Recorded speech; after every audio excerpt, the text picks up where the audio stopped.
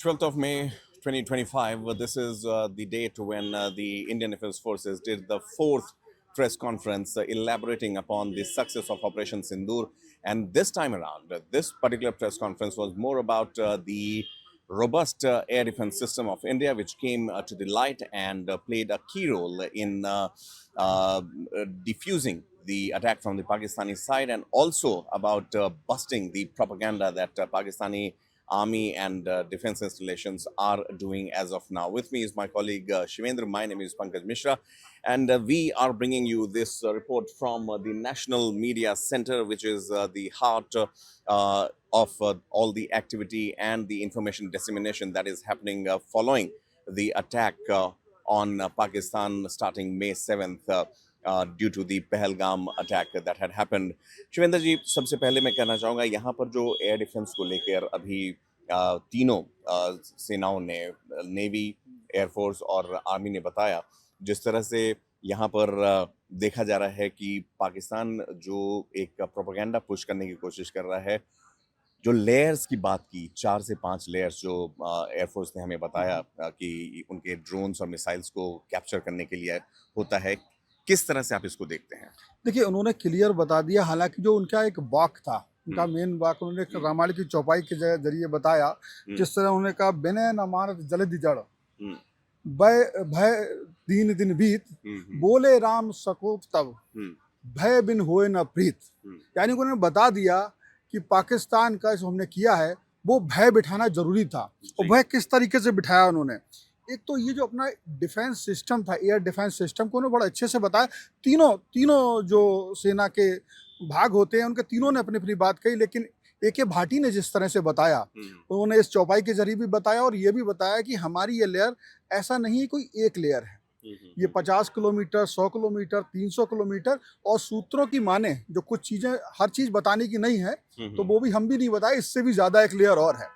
तो जो उनका सोच थी कि पहले हम इसको जो है धीरे धीरे जो ड्रोन्स गिराएंगे और एक हद आएगा, एक ऐसा सीमा आएगी जहां पर जाकर ये कहीं ना कहीं जाके रुक जाएंगे, मतलब हमारे ड्रोन का जो है प्रभाव दिखने लगेगा, फिर हम कोई बड़ा हमला करेंगे। लेकिन जब पाकिस्तान ने ये देखा, जो उनकी बातों से लगा कि वो उस एयर डिफेंस सिस्टम को भेद ही नहीं पाए, और कुछ तुर्की के और चाइनीज जो उन्होंने यहाँ तस्वीरें भी पेश की ड्रोन्स की, वो जो थे बहुत ही इस एयर डिफेंस सिस्टम के सामने तो बिल्कुल ही नाकामयाब थे। तो उनके टुकड़े परकच्चे भी दिखाए। तो ये समझ में आ जाता है कि सेना ने बहुत ही संयम तरीके से और उन्हें साफ किया। देखिए, मेन बात जो हम पहले दिन से कहते आ रहे, हम लोग भी कह रहे हो, आज डिफेंस ने जो है अपनी इस प्रेस वार्ता में कहा कि हम कभी भी किसी भी युद्ध के लिए नहीं जाते हैं तब तक जब तक कोई हमें छेड़े ना। पहला काम क्या था कि हमें पहला था कि उन आतंकियों के ठिकानों को ढेर करना। हमने उन्हें ढेर किया। फिर उन्होंने, जब हम प्रेस वार्ता में गए थे तो आपने उनकी बात हम सब ने सुनी, उन्होंने क्या कहा, फिर पाकिस्तान ने खुद ही उन पर जो आतंकियों को जो हमने हमला किया और उसका बदला जब हमसे लेना चाहे, यानी हम उसके बदले में जो हमसे हमला किया, तो खुद उसने ये सिद्ध कर दिया कि वो आतंकियों के साथ है। और इसलिए अब जब आतंकियों के वो साथ है, तो हमारा उसका जवाब देना दो तरीके जरूरी हो गया। एक तो उसका हमला था, उसके लिए हम पूरी से प्रिपेयर थे, पहले से तैयार थे, मालूम था। ये को उन्हें अप्रत्याशित चीज नहीं थी कि पाकिस्तान इसमें आएगा जी, वो अप्रत्याशित नहीं था, उन्हें मालूम था। सेना इसके लिए तीनों उसके तैयार थे, और जैसा कि आपने कहा वो उसमें कामयाब है। बिल्कुल। एक और चीज, what came across as one of the highlighting points, the defense forces have made it clear in as many words that all the military bases, all the defense bases are intact, all the machinery is intact, and they are ready for any sort of retaliation that will be needed in the days and hours to come.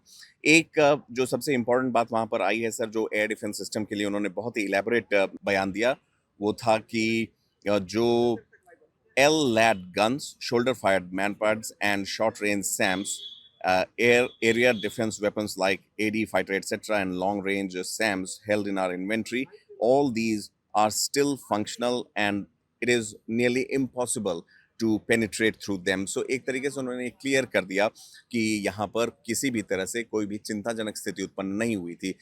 Navy को के role को लेकर भी जो यहाँ पर navy के प्रवक्ता थे, उन्होंने भी बताया कि किस तरह से उनकी डेटरेंस ने कराची पोर्ट पर लगे जो पाकिस्तान के जंगी जहाज थे उनको भी रिएक्ट करने का मौका नहीं दिया। बिल्कुल, उन्होंने ये बताया क्योंकि तीनों सेनाओं का एक समन्वय था। हम्म, समन्वय का अभिप्राय ये हुआ कि उन्होंने सीधे से कहा जब जब हमारा एयर डिफेंस सिस्टम काम कर रहा था तो नेवी भी समुद्र के रास्ते होने वाले किसी भी हमले के लिए प्रोएक्टिव थी कि उसके लिए हम तैयार हैं, और उसको उन्होंने इतना मौका नहीं दिया।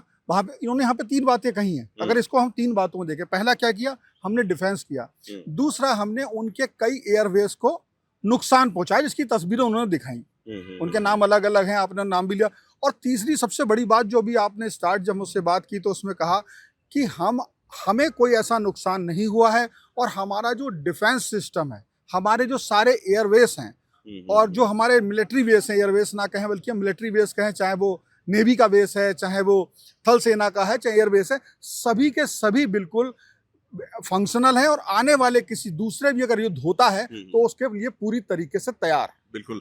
और जो DGMO director general of military operations हैं, उन्होंने भी लेफ्टिनेंट कर्नल घई ने ये बताया, लेफ्टिनेंट जनरल घई ने, कि किस तरह से विराट कोहली जो कि जिन्होंने आज ही टेस्ट क्रिकेट से संन्यास लिया है, उनका जिक्र करते हुए उन्होंने अपने समय से ऑस्ट्रेलिया और इंग्लैंड के 2 ऑस्ट्रेलियन बॉलर्स के घातक रोल के बारे में उन्होंने बताया, और ताकि वो ये बताना चाहते हैं किस तरह से इंडिया के एयर डिफेंसेस काफ़ी लेयर्ड हैं और उनको भेद पाना असंभव है। Ashes to ashes, dust to dust, if Thommo don't get ya Lillee must. So ये भी जो एक एग्जाम्पल उन्होंने क्रिकेट के संदर्भ में दिया, भारत और पाकिस्तान दोनों के लिए काफ़ी क्लियर होता है ये समझने में। Very important messaging here from the armed forces side.